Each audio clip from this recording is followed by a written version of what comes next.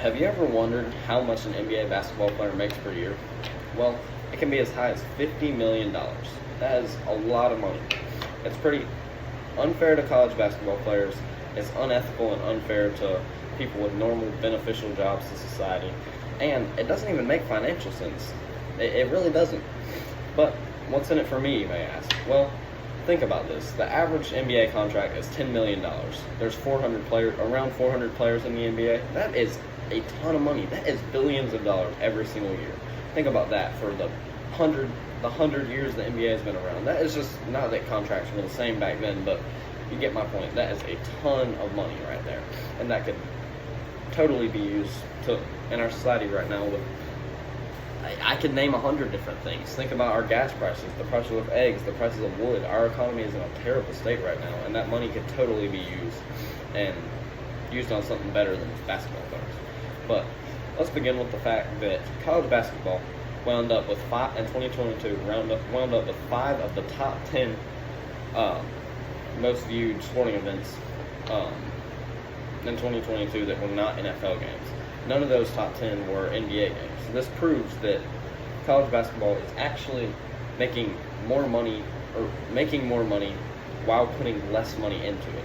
The NBA is putting a ton of money into it and winding up with less than what college is. So this proves that the correlation between an NBA player's salary to the total business and viewership of the league, there's no correlation. There's no relationship at all. It's an entertainment thing, and the NBA does not have that.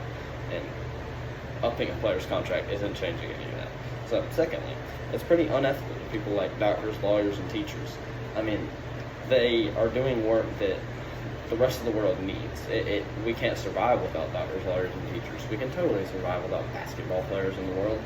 I mean, it's not fair. If you were to think about a perfect world, a doctor, let's just say they make $100 a year. You would think a basketball player would make $40 a year. And this is all just scaled. But I mean, I can't see a basketball player making more than anyone else in the world. It's pretty insane, in my opinion. And does it even make financial sense?